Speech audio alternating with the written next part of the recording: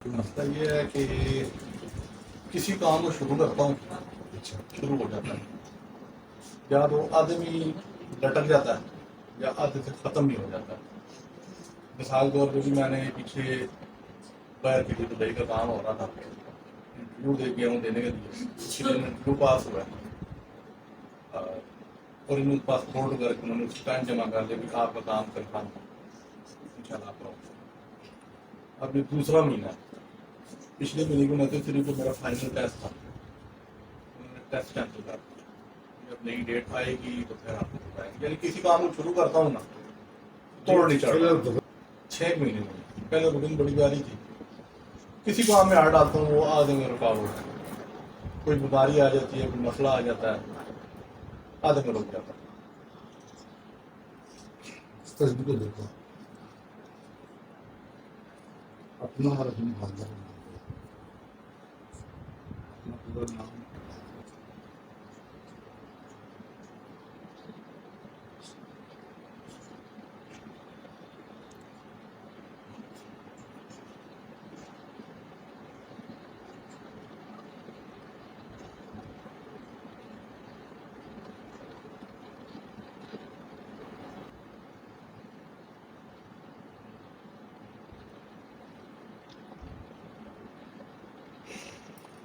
وہ اپنا رزلٹ سنو۔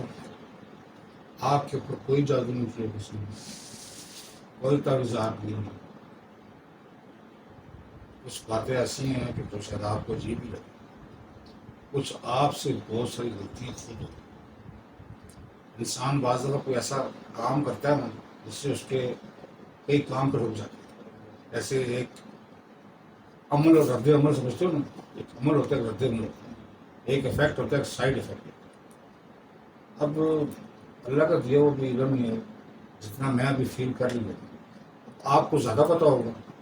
آپ کے اوپر جادو جنات تعویذات کوئی کالا جادو کچھ بھی نہیں، لیکن جو میں فیل کر رہا ہوں آپ کے خاندان کا ہی کوئی آدمی ہے، وہ آپ کا چاچا ہو سکتا ہے، دادا ہو سکتا ہے، نانا ہو سکتا ہے، والد والدہ بھائی بہن، کوئی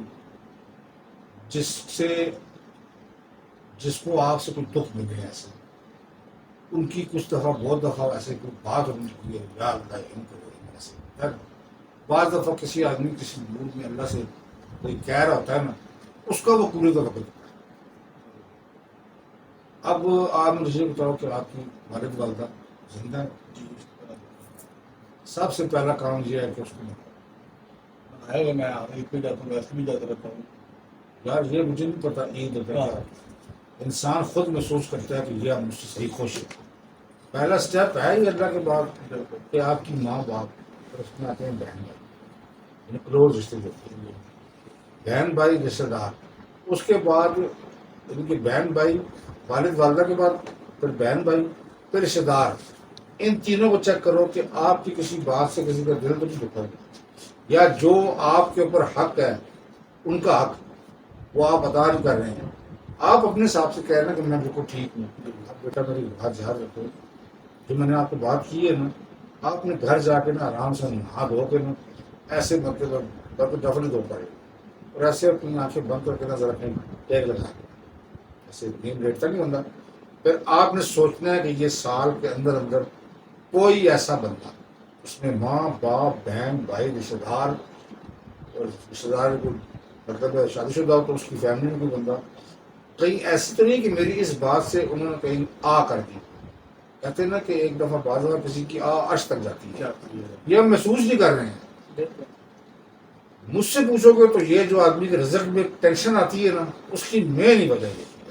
اب آپ جس کام کے لیے آئی ہو نا، میں اتنی بریکی نہیں جاؤں گا، ایز اے انسان سمجھ جاتا ہے کہ ہاں یہ جو کہہ رہے ہیں نا یہاں مجھ سے غلطی ہوئی ہے، اور میں کہہ رہا تھا خیال ہے وہ تکی ایسی، بعض بندہ کہتا ہے اور تک انسان ہے، لیکن اس کو یہ نہیں پتا کہ تک ویسا ہے ہی نا، یہ فکرہ اللہ بھی کہہ سکتا ہے کہ تجھے میں ابھی دیکھتا ہوں کہ تو ہے تو آج جس طریقے سے جاؤ اپنے آپ کو پہلے یکجا کرنا سوچ کو کہ کہاں کہاں مجھ سے ایک فالٹ ہوا ہے، ہاں میں نے غلطی ایک تو یہ فالٹ پکا ہے ہی ہے، نماز میں صحیح لگتا ہی نہیں ہے، بیٹھا ہوں۔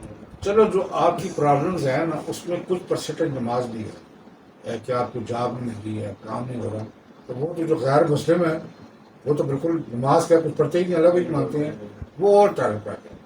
یعنی کہ یہ میں نہیں ہوں ہاں اسی وجہ سے نہیں. آپ بھی کہو کہ جو یہ ہندو ہو گئے عیسائی ہو گئے جو غیر مسلم لوگ ہیں ان کو کیا پتہ نماز کا, یہ تو کروڑپتی اربپتی ہی ہے, یہ بات تو ہے ہی نہیں. چلو یہ ہو گیا اوکے. بات آئے گی حقوق العباد. دو حقوق ہے انسان پر, حقوق العباد, حقوق اللہ. اللہ خود کہہ رہا ہے تو حقوق اللہ میں کچھ پریپریشن کرتا ہے تو میرا حقوق ہے نا, میں تو نہیں مانتا. لیکن اگر حقوق العباد میں تو پھنس گیا تو جب تک وہ بندہ تجھے معاف نہیں کرے گا میں نہیں مانتا. یہ احادیث میں لکھا ہے.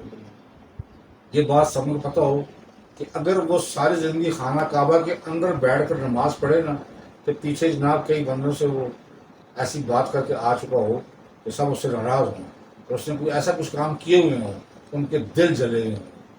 تو اللہ کہہ رہا ہے تو نماز کے اندر بیٹھے رہے یہی مر جا. لیکن جو تو کام کر کے آیا نا اس کی مثال پتہ کیا ہے؟